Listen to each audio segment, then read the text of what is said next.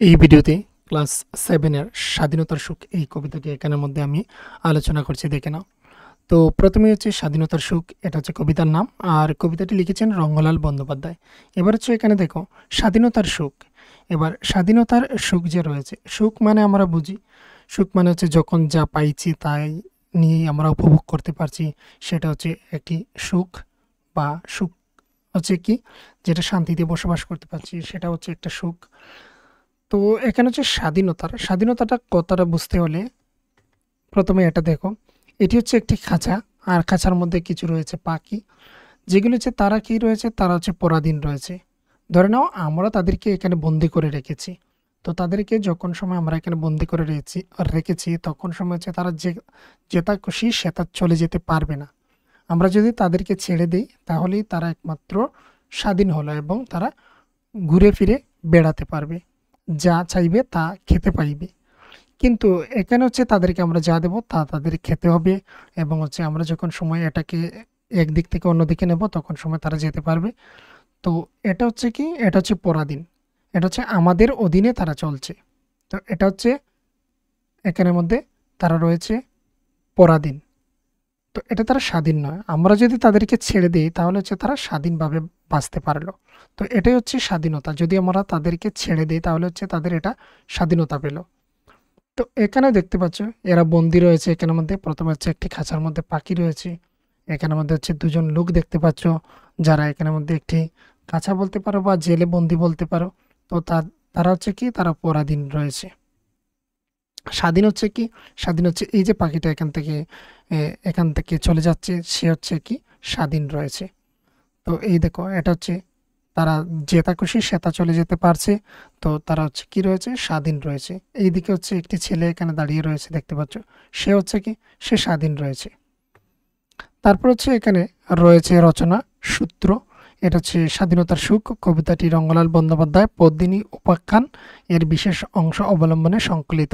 মানে হচ্ছে পদ্মিনী উপাখ্যান একটি বড় একটি এ, এখানে উপন্যাস ও উপাখ্যান রয়েছে, যেখান থেকে হচ্ছে এই স্বাধীনতার সুখ কবিতাটি নেওয়া হয়েছে। এবার হচ্ছে কবিতার মর্মার্থ রয়েছে, দেখে নাও। এখানে লাইন বাই লাইন বলা হয়েছে, এটা তোমাদের যে বই রয়েছে সেই বই থেকে নিয়েছি। এখানের মধ্যে স্বাধীনতা প্রতিটি মানুষ ও জাতি মাত্রেই কাম্য, মানে হচ্ছে প্রত্যেক মানুষ এবং প্রত্যেক জাতিরই স্বাধীনতা পাওয়ার কাম্য। কিন্তু স্বাধীনতা ছাড়া কেউ বাঁচতে পারে না, পরাধীনতা বা দাসত্বের শৃঙ্খলে কেউ আবদ্ধ থাকতে চায় না। কেউ হচ্ছে অন্যের পরাধীনতা মানে হচ্ছে অন্যের দাসত্বে বা অন্যের অধীনে থাকা কেউই আমরা পছন্দ করি না।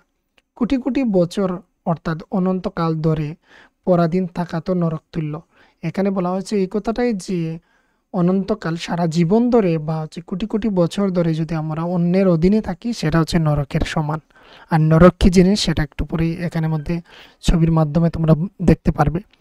বলা হয়েছে, দেখে নাও, এখানের মধ্যে পরের কল্যাণ ও দেশের মঙ্গলার্থে যারা দেশ মাতৃ কাকে পরাধীনতার নাগপাশ থেকে মুক্ত করতে গিয়ে অকালে আত্মদান করেছেন, তাদের জীবন সার্থক, তাদের জীবন হয়েছে সার্থক।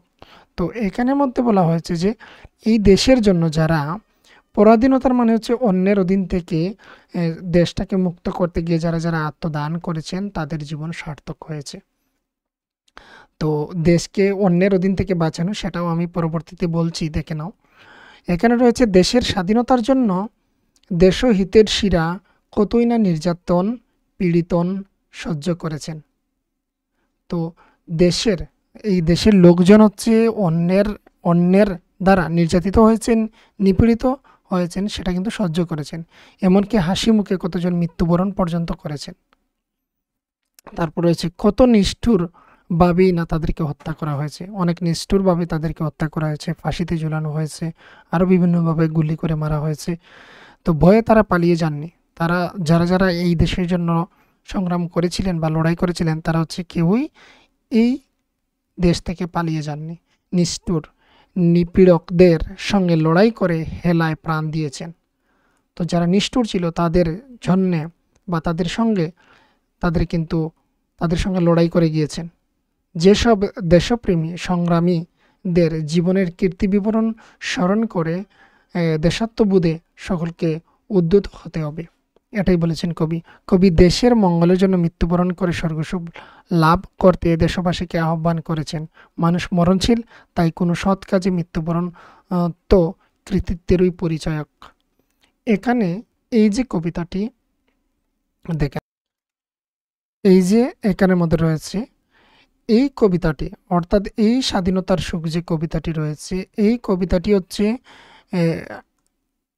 দেশ স্বাধীন হওয়ার আগে, অর্থাৎ 1947-এর আগে কিন্তু রচনা করা হয়েছে।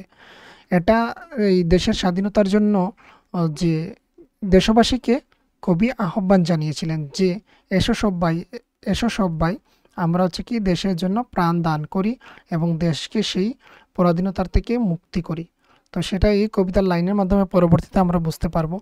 তো এখানে দেখো, উদ্ধার মানে হচ্ছে পরিত্রাণ বা নিষ্কৃতি, কীর্তি মানে হচ্ছে যশ বা খ্যাতি, আর কোটিকল্প হচ্ছে অনন্তকাল, দেশহিতে মানে দেশের কল্যাণে মানে দেশের জন্যে, স্বাধীন মানে হচ্ছে নিজের অধীন, আর হচ্ছে এখানে সরহ রয়েছে মানে হচ্ছে স্মরণ করো, সরহ মানে হচ্ছে স্মরণ করো, শৃঙ্খল মানে হচ্ছে শিকল বা নিগড়, এখানে হচ্ছে তুল্য মানে সদৃশ বা অনুরূপ, আর কীর্তি যে বললাম সেটা হচ্ছে কি খ্যাতি মানে অ্যাচিভমেন্ট বলতে পারো, ইংরেজিতে অ্যাচিভমেন্ট বলা হয় থাকে এটাকে, কীর্তিটাকে।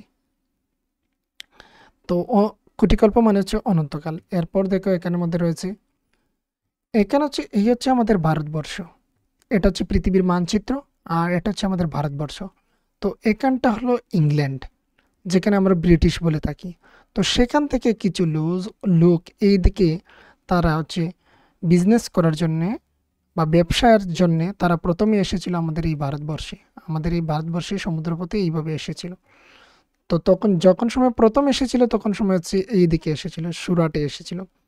তারপর ধীরে ধীরে তারা বিজনেস করতে করতে তারা হচ্ছে পলিটিক্সের মধ্যে চলে আসে, রাজনৈতিকের দিকে চলে আসে এবং আমাদের এই দেশটাকে পুরোপুরি তাদের অধীনে নিয়ে যায়। তো তারাই হচ্ছে আমাদের কি করেছিল, নির্যাতন করেছিল। তো তাদের কাছ থেকে রক্ষা করার জন্যই হচ্ছে আমরা সেই সংগ্রাম করেছিলেন আমাদের ভারতবাসী যারা যারা ছিলেন তারা। এই দেখো এই জায়গাটা হচ্ছে ইংল্যান্ড, এই যে এই জায়গাটা দেখতে পাচ্ছ, এই পুরো জায়গাটা হচ্ছে ইংল্যান্ড, এই পুরো জায়গাটা হচ্ছে ইংল্যান্ড। এইটি হচ্ছে ইংল্যান্ডের লোকজন আগেরকার দিনে ছিলেন এইভাবে, এই হচ্ছে তাদের সৈনিক। এবার চলো এখানের মধ্যে কবিতার লাইন রয়েছে দেখে নাও। স্বাধীনতাহীনতায় কে বাঁচিতে চায় হে কে বাঁচিতে চায়, মানে স্বাধীনতা ছাড়া কে বাঁচতে চায়, কে বাঁচতে চায়, এটা বলে কোয়েশ্চন দেওয়া রয়েছে। স্বাধীনতা ছাড়া কেউ কি বাঁচতে চায়? কেউই বাঁচতে চায় না। তো কবি এখানে কোয়েশ্চন করেছেন, স্বাধীনতাহীনতায় কে বাঁচিতে চায় হে কে বাঁচিতে চায়, দাসত্ব শৃঙ্খল বলো কে পরিবে পায় হে কে পরিবে পায়। তো এখানে বলা হয়েছে দাসত্ব শৃঙ্খল, দাসত্ব মানে দাস হওয়া, সেটা তোমরা এখানে দেখতে পাচ্ছ, এটা হচ্ছে দাসত্ব। এখানে একজন ইংরেজ দাঁড়িয়ে রয়েছেন, এইদিকে হচ্ছে আখ চাষ করানো হচ্ছে ভারতবাসীদের দ্বারা, ভারতবাসীদেরকে আখ চাষ করানো হচ্ছে। তো ইনি হচ্ছেন একজন ইংরেজি লোক বা ইংরেজ লোক বা ব্রিটিশ, যিনি হচ্ছেন ভারতীয়দের কাজ করাচ্ছেন। তো এটা হচ্ছে কি দাসত্ব করাচ্ছেন, তাদের কাজ করাচ্ছেন, কিন্তু হচ্ছে কোনো ধরনের তাদেরকে কোনো অর্থ দান করছেন না বা টাকা পয়সা কোনো কিছুই দিচ্ছেন না, এমনিতে তাদেরকে কাজ করাচ্ছেন, এটা হচ্ছে দাসত্ব করানো। তো এইভাবে দাসত্ব শৃঙ্খলে থাকাকে, শৃঙ্খল মানে আমরা পড়েছিলাম যে শিকল, এই দাসত্বের মধ্যে থাকা সেটা কে পড়তে চায়? কেউই পড়তে চায় না। তারপর দেখো এখানে এই যে এখানে শিকল দিয়ে বেঁধে রাখা হয়েছে, এমন দৃশ্য রয়েছে যেখানে কাজ করানো হচ্ছে। ইনি একজন হচ্ছেন ইংরেজ। পরবর্তীতে দেখো এখানে হচ্ছে কুটিকল্প দাস থাকা নরকের প্রায় হে নরকের প্রায়, এখানে হচ্ছে কুটিকল্প মানে আজীবন পর্যন্ত থাকা, মানে দাস থাকা, সেটা হচ্ছে নরকের সমান। দাস হচ্ছে কি, দাস হচ্ছে অন্যের জন্য কাজ করা কিন্তু হচ্ছে কোনো ধরনের বেনিফিট না পাওয়া, সেটা হচ্ছে দাস। তো এইভাবে সারা জীবন অন্যের দাস হয়ে থাকা, সেটা হচ্ছে নরকের সমান। নরক মানে কি? নরক মানে আমরা এইভাবে জানি যে যম থাকে, আর সেখানে হচ্ছে তারা কি করে, শাস্তি দেয়, যারা পাপ করে থাকেন তাদেরকে শাস্তি দেওয়া হয়। তো এই হচ্ছে নরকের সমান হচ্ছে কোনটি, যেটা হচ্ছে আজীবন কারো দাস হয়ে থাকাটা, সেটা হচ্ছে নরকের সমান। তারপর বলেছেন দেখে নাও, দিনেকের স্বাধীনতা স্বর্গসুখ তাই হে স্বর্গসুখ তাই। তো একদিনের স্বাধীনতাটা হচ্ছে স্বর্গসুখের সমান, একদিনের স্বাধীনতাটা হচ্ছে স্বর্গসুখের সমান। তারপর বলা হয়েছে সার্থক জীবন আর বাহুবল তার হে বাহুবল তার। তো হচ্ছে কি দেখে নাও, এখানে হচ্ছে দিনেকের স্বাধীনতা, একদিনের স্বাধীনতা হচ্ছে জীবনটা পুরো সার্থক হয়ে যায়, জীবনটা পুরোপুরি একদম সার্থক হয়ে যায়। সার্থক মানে হচ্ছে এটাই যে সাকসেসফুল হয়ে যাওয়া, জীবনটা মানে একদম পরিপূর্ণ হয়ে গেল মনে হলো একদিনের স্বাধীনতা পেলেই। আর যে একদিনের স্বাধীনতা পায় তার বাহুর মধ্যে বল চলে আসে, বল মানে শক্তি, যেমনটা এখানে পিকচারের মধ্যে দেখতে পাচ্ছ। এবার দেখো, আত্মনাশে যেই করে দেশের উদ্ধার, হে দেশের উদ্ধার, যারা হচ্ছে কি দেশের উদ্ধার করার জন্য বা দেশকে বাঁচানোর জন্য যারা প্রাণ দান করেন এবং পরহিতে অন্যের জন্যে এবং হচ্ছে দেশের জন্যে, তেজিল জীবন হে তেজিল জীবন, দেখে না, পরহিতে দেশ হইতে তেজিল জীবন হে তেজিল জীবন, মানে হচ্ছে পরহিতে মানে পরের জন্যে, দেশ হইতে মানে দেশের জন্যে, তেজিল মানে ত্যাগ করলো, ত্যাগ করে মানে ছেড়ে দেওয়া, মানে জীবনটাকে ত্যাগ করে দিল। তো তারপর দেখো লাইনটা, এখানে দেখতে পাচ্ছি আমরা যে আমাদের সৈনিকরা তারা হচ্ছে দেশের জন্য এবং আমাদের জন্য হচ্ছে কি করেন, জীবন দিয়ে থাকেন। তো এই হচ্ছে লাইনটা, পরহিতে দেশ হইতে তেজিল জীবন হে তেজিল জীবন, সরহ তাদের সব কীর্তি বিবরণ হে কীর্তি বিবরণ। তো তাদের সেই এই যে তারা যে তাদের যে জীবনটা দিয়ে দিলেন, তাদের যে জীবনটা বা তাদের যে অ্যাচিভমেন্টটা, সেটা যাতে আমরা কি করি, স্মরণ করে থাকি। দেশ হইতে মরে যেই তুল্য নাই তার, হে তুল্য নাই তার। তো দেশের জন্য যে মরে থাকেন বা মারা যান, তাদের কখনো তুলনা হয় না। তো যেমন হচ্ছে এক্সাম্পল হিসেবে এখানে একটি রয়েছে চিত্র দেখতে পাচ্ছ, যেখানে হচ্ছে ক্ষুদিরাম বসু, ক্ষুদিরাম বসুর সঙ্গে কি কারো তুলনা করা যাবে? কারো তুলনা করা যাবে না। তো এটাই হচ্ছে দেশ হইতে মরে যেই তুল্য নাই তার, হে তুল্য নাই তার। এটা হচ্ছে একটি এক্সাম্পল। এইভাবে আমাদের অসংখ্য সৈনিক যারা হচ্ছেন কি দেশের জন্য প্রাণদান দিয়েছিলেন। এবার হচ্ছে দেখে নাও লাস্ট লাইন, স্বর্গ সুখে সুখী হব এসে সব্বাই হে এসে সব্বাই। এই যে হচ্ছে আমরা স্বাধীনতা যদি পাই তাহলে আমরা স্বর্গ সুখে সুখী হব, এসো সব্বাই হে এসো সব্বাই। এখানে হচ্ছে কবি রঙ্গলাল বন্দ্যোপাধ্যায় সবাইকে আহ্বান করছেন যে এইভাবে আসো, আমরা দেশের জন্য প্রাণদান দিই এবং হচ্ছে স্বর্গ সুখে সুখী হই। কারণ হচ্ছে কি, আমরা যদি দেশকে স্বাধীন করে নিতে পারি তাহলে আমরা কি স্বর্গ সুখে সুখী হব। এটা হচ্ছে আমাদের দেশ স্বাধীন হওয়ার আগেরকার কবিতা, তাই এর জন্য এইভাবে এমনটা লাইন বলা হয়েছে, স্বর্গ সুখে সুখী হব এসো সব্বাই হে এসো সব্বাই। তো এখানে হচ্ছে এই কবিতাটা এখানে কমপ্লিট।